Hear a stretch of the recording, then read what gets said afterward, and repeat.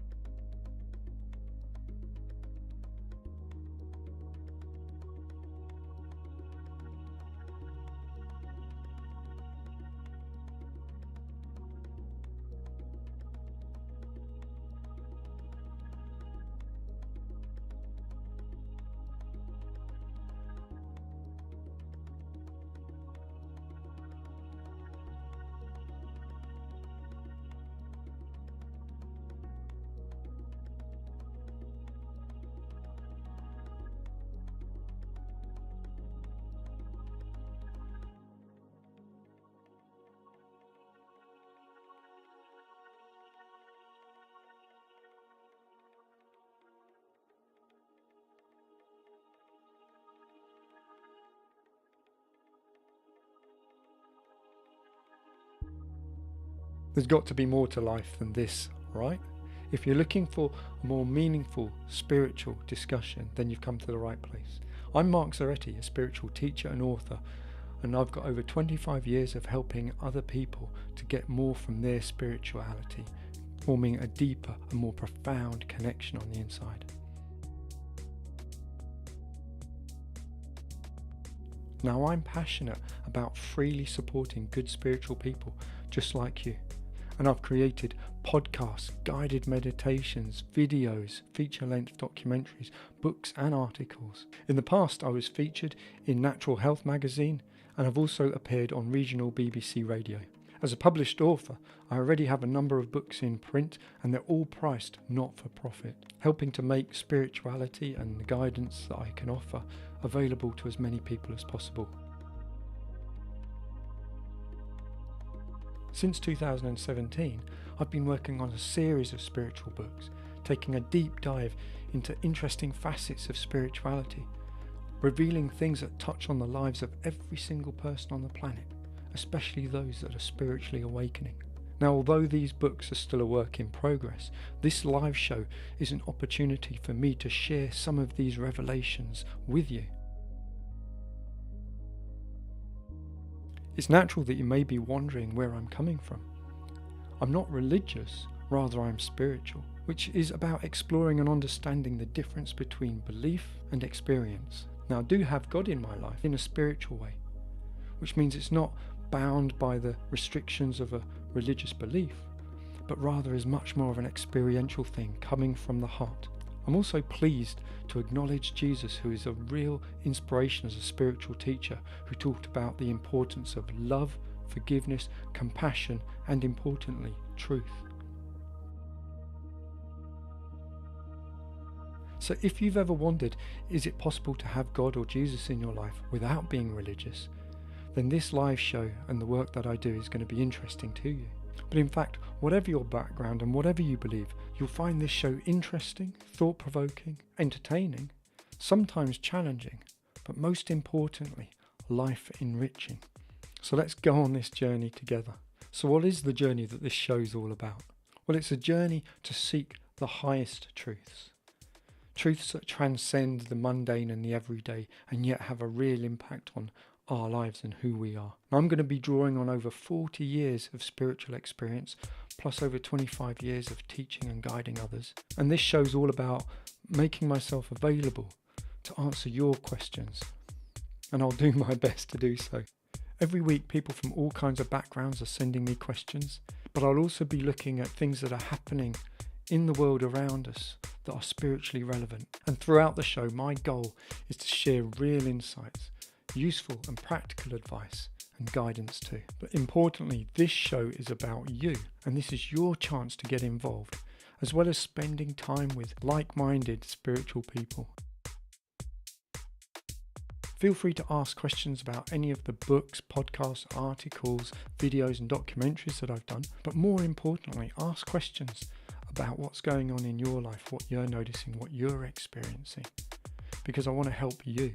And maybe together we can shed light on matters. So when you go to the website, you can ask questions and there's an option to remain anonymous if you wish. I'm not saying I'm going to have all of the answers, but join me as we dive deeper into the spiritual stuff and at the very least get inspired together. Remember, keep it positive and don't feed the trolls. I want to encourage us all to take this knowledge, this information, but use it with wisdom. Truth is truth, but truth without wisdom is dangerous. Be spiritually wise with it. That truly takes this spiritual discussion into spiritual growth, which is what hopefully this is all about.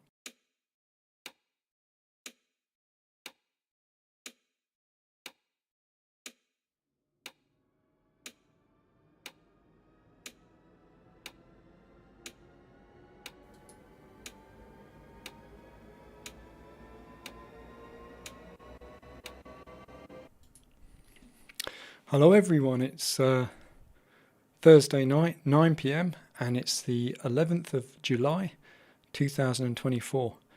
And there's lots to share with you. I apologize. There's lots to share with you, and this show is going to be a little bit different. I was in two minds about whether to run the show tonight, but I wanted to, because when things are difficult, when things are challenging, that's when there is the most opportunity for spiritual growth. And so, although there's going to be difficult things to discuss in this show, I wanted to talk about it while it's real, while it's happening, and to share what I'm learning, to share what I've understood about particular situations, but also because I know that there's many of you who join the show each week who are touched by what's going on. I'll get to it in a little while. So this is a way of being together, although we're apart, in geographically we're together in this live show, and so we can work through things and understand things better together. And that is the point of this show, is to make sense of life one episode at a time. So when life is challenging, we shouldn't shy away from those opportunities. Those are the times when there is the most opportunity for growth and change. Okay, so as ever, we are joined by people on Rumble, but also for the second time, we're joined by people who are joining us from YouTube. And as before, so if you look at the screen now, you'll see that there's YouTube chat is just around here, and on the other side we've got the Rumble chat over there. So it's really nice to see a few people saying hello. So we've got Marigold 0, Panther 9, Hen 74, Rachel B Jones, and Rambo 365 on Rumble, and over on YouTube, Daisy Wheel says hiya. So great, thank you, Daisy Wheel. You're officially the first person on YouTube to leave a comment ever on this live show. Not ever on YouTube, but anyway. So it's great to have you all along with us for this journey. We'll be starting off on both channels, but at some point I'll switch off YouTube and invite you all to jump on over to Rumble, because as I've explained previously, it's much easier to have an open and free speech conversation with grown-ups on Rumble than it is on YouTube, who tend to like to censor things a little bit. So yeah, welcome one and all, and I will jump over to the slides because there is, as ever, things have come up in the week and there are things that I'd like to share with you. And so if I press this little button here, then this is episode 18, 11th of July 2024, and this is what's coming up in today's show. So as it says there, what does XXX mean? Insert spiritual relevant word in there. Spirituality 101. Basically, I got some good kind of interactions on YouTube the other day on one of the videos, and it became clear that, you know, we cover some pretty highbrow stuff. Spiritually, some of the questions that we get asked are wonderful and very deep, and it shows that you guys are really thinking about things but also living it in terms of spirituality. But everyone's at a different place, and some people are at the start of their journey, some people are much further along, and so there's no such thing as a daft question. Every question that you could possibly think of is probably there's other people that would want that question asked as well. And so someone commented on one of the videos and then they said, look, I don't understand what this means. So Spirituality 101, we're going to go back in to the basics and just cover some of these words and what they mean. And I think that's relevant wherever we are, whatever point we are. Next thing that we're going to talk about is, so when a dog dies, do they go to doggy heaven? Following on from that, what's the point of grief? And if there's time, we might be looking at, is hitting the gym spiritual? And so as ever, thank you to everyone that's contributed these questions. This show's all about answering your questions to help you and myself to grow in our spirituality. So I think the best thing we do is we just press on, and so I can't remember which question is going to come up first, so let's just see. Oh, well, before we actually dive into the questions, I promised you at the end of last episode that there was some feedback that I was supposed to play, and I got it wrong last time, so we're going to put that right. I'll get my headphones so I can listen in as well, and if I click a few buttons, then hopefully this time we can play the right feedback clip, because I think this is really nice what's shared here. Hi there, Mark, it's Nick here. I just wanted to leave you a message. A good friend of mine got in contact with me. He lives off the coast of the USA, and he'd said that he'd watched a couple of your shows, and I just wanted to quote something that he'd said. He'd said that he really liked it, and he thought it was much better than listening to David Icke, the reason being that it provides some insights on the conspiracy topics, and actually offers guidance, which I guess is what a lot of David Icke's work doesn't, and I think you touched on this last week. So, and he also mentioned that he would like to start asking a couple of questions for you. So yeah, so it's great news, and so keep it going. Well, thank you very much for Nick, and for whoever it was that left us that feedback, or gave it to you, Nick, and passed it on to us.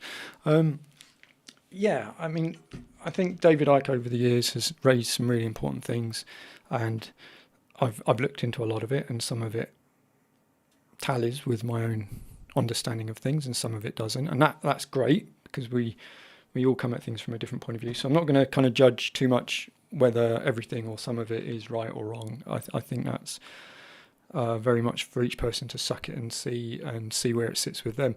And I think I understand what was being said there about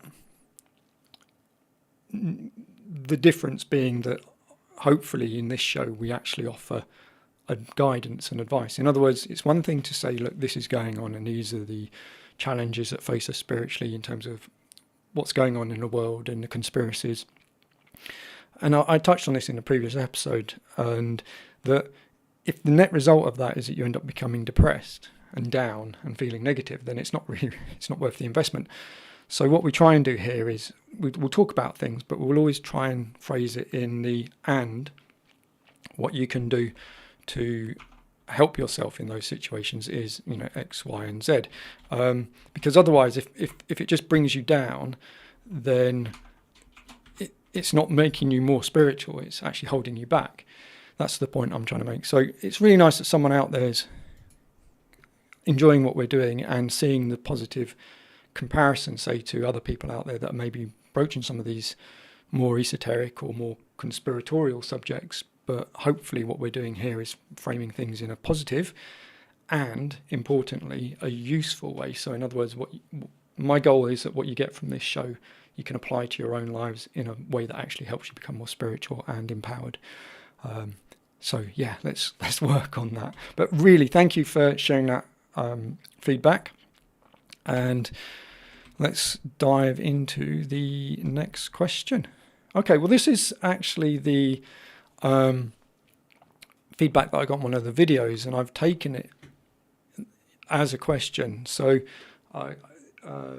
Joel Lonsdale, I believe, commented on the video. It was one of the shorts I did where I talked about not everyone is positive and some people are negative. And you just have to kind of understand that from a spiritual point of view, because otherwise it can become a stumbling block and trip people up. And he said, great, but nothing to do with spirit, though. And he put spirit in quotes. So then I explained where I was coming from. And I won't go into it because you can read it on YouTube. But the long and the short of it was, he said, his end comment was, I agree with the sentiment in your video. I just don't know what higher self, a spirit, duality, or incarnate mean. And I'm like, great. So now I understand where the stumbling block was, because I think when you say spirit, a lot of people, or to some people, spirit means spirit world, as in mediumship, talking to the dead and things like that, which is different from spirituality. And there is overlap between these two things. But what we're talking about here is spirituality. And we can talk about mediumship if people are interested in that. But we're looking at the bigger picture that mediumship and what's going on there falls under. And so, yeah, I wanted to kind of, for those who that may resonate with, kind of address the question that was implied there, which is, so what does spirit, incarnation, higher self, and duality mean? Because I think that's a wonderful opportunity to check in with ourselves and make sure that we're all on the same page, make sure that our understanding is good, and that when I'm talking and when you're communicating with me via the chat or via the, we can jump onto the chat window, via the chat that you can see here or in your questions, that we're all on the same page in terms of the meaning of things. Because if you don't understand what I mean when I say spirit or spiritual, then, something gets lost in translation. So let's just take a few moments to go over these words. So, and I'll do the short version. But so, what does spirit mean? In fundamental terms, spirit is, or true spirit is only found in humans. It's a gift from God. It contains light and love, and it's the guiding compass within you that when it's engaged with, in other words, it's always there. It's not that it's on or off, but when it's engaged with, in other words, when you tune into it, it seeks to raise you up in terms of your awareness and your way of being to be more closer to God in a literal and a metaphoric sense. So it's like a compass always pointing to God, and it's within you, and it's the driving force behind your innate morality and your innate sense of what is right and wrong and things like this. And it's the brightest part of you, if you like. So what spirit truly is, when as I phrase it, is your spirit, literally that gift within you as a good human, well, as a human being that's within you. I'd say that when a good human being, it would mean that perhaps you're more awake to it, more receptive to its guidance. Okay, so what does incarnation mean? Well, you can see here we've got this physical body and we're in a physical room, and at some point 49.5 years ago I came into this world, and plus the amount of time before I was born. So that spirit and some other parts that were me before I had a physical body came into a physical body in the form of a baby. And that moment of, keeping things really simple, being placed or placing oneself within this physical body for the duration of the lifespan of that physical body is an incarnation. And then when the physical body comes to an end, that spirit and other things, words like soul and aura and things like this, leave the physical body and carry on. And so you could say they're no longer incarnate. So when I talk about incarnations or the word incarnate, it means within flesh or within body. And literally in Italian, the word carne means, pronounce it right, and I apologise to any Italians where I may have mispronounced that, but the word carne literally means meat. So incarnate, within meat, within body, within form, within matter, loosely playing with the words there in terms of language. But that's what it means, that you have come into physical form, the you being your spirit and other aspects of you that are not physical. Okay, and so what is higher self? Well, your spirit is a component of your higher self, but your higher self is the totality of all these non-physical bits. So it would be your spirit, your soul, your aura, and collectively they are your higher self. So when people talk about being guided, for example, by their higher self, then it means that they are receptive to impulse from their higher self. So the higher self may be guiding them to stop doing something or to start doing something or to move away or towards someone or something. And if we are receptive, so we as an incarnate person with a brain, if our brain and our intellect and the faculties of the lower self, in other words body and brain and the mechanical physical stuff, is receptive to the transmissions, if you like, the signal coming from our higher self, then that means we're being guided. So what is duality? Now, I'll give you the simple meaning, but it's actually far more fascinating and complex. And those of you who know me know that I'm working on books, so I do explain a lot more about duality in the books that are to come. So, but in very simple terms, duality is the realm of opposites. So there's a light here in front of me. I'm talking. So the opposite of my talking would be silence. The opposite of the light would be the darkness. The opposite of hot would be cold. So everything that we can pretty much experience, yin and yang, male and female, classics, everything that we experience in the life around us is based on the fundamental principle of opposites. Okay, so when things are in harmony and there is balance, then duality is balanced. So in a balanced situation, then yin and yang are more or less equal. And that's why, you see this played out in a physical incarnate world where men and women roughly equal 50, it's 49, 51% of the population. Generally, it's almost equal.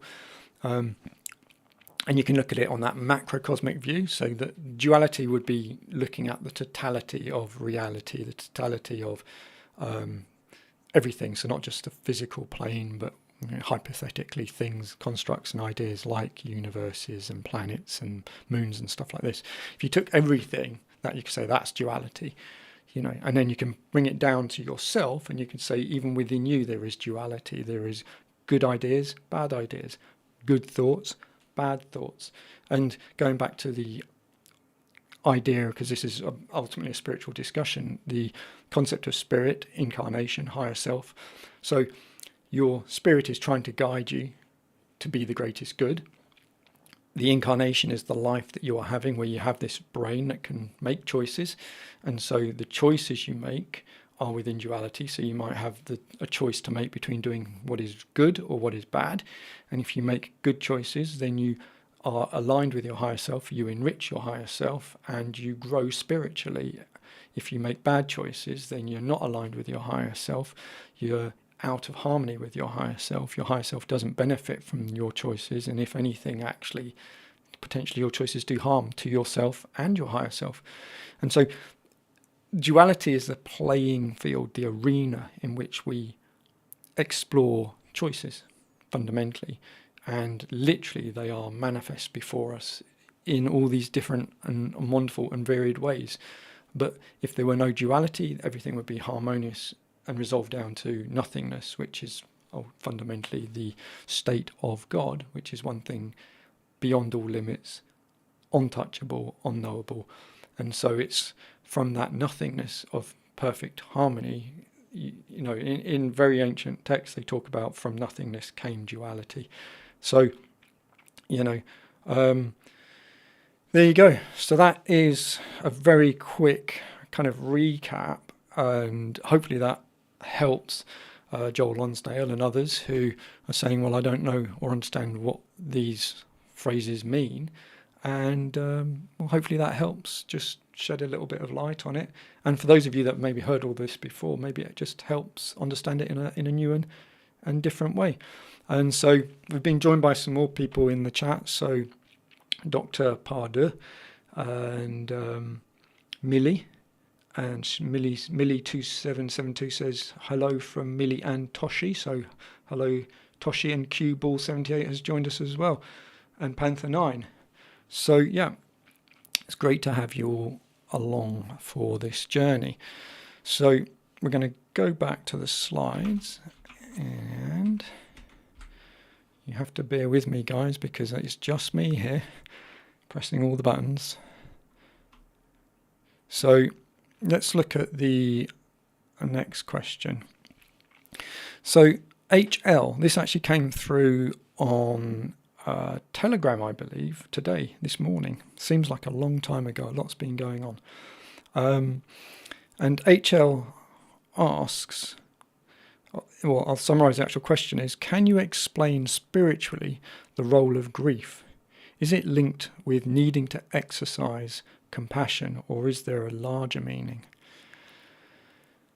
Yeah, so we touched on grief in a previous episode, and it's a very pertinent question at this time. Grief isn't an emotion. I'll summarize what we've already discussed in another episode. And look, whenever I refer to these other episodes, I'm always going to put links in the description on Rumble after the show. So I'll link to all these different resources so that you can kind of follow the trail and go back to these previous episodes or other videos.